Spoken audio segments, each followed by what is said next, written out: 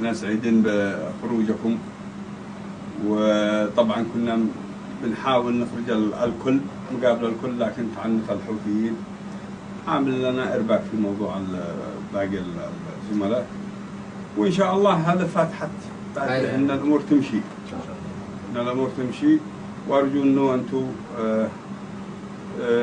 صحتكم تكون كويسه، وانه يعني ما يأثر عليكم ما حصل نفسيا.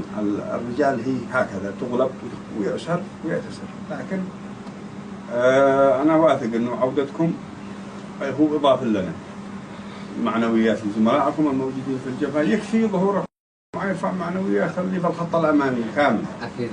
لما يشوفوا زملائهم رجعوا اللي كانوا معهم في الجاح ولا في الدريهمي ولا في أي مكان، يعني هذا ترفع المعنويات. أنتم حقيقة أبطال، أبطال وهامات ترفع ويفتخر بها كل مقاتل في الساحل الغربي أو في اليمن بشكل عام. أنتم ومن خرج في أي جبهة من جبهات القتال من يد الحوثي، افتخروا واعتزوا. الأسر ما هوش عيب، ما عيب إلا من خان زميله وترك سلاحه، أما من أسر فالرجال هي تغلب.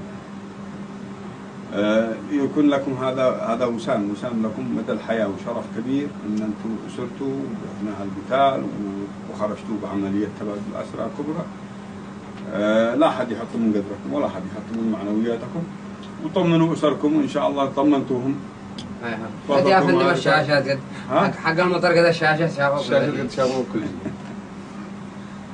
وإن شاء الله إن الأمور طيبة. ولدنا اليوم من جديد الحمد لله.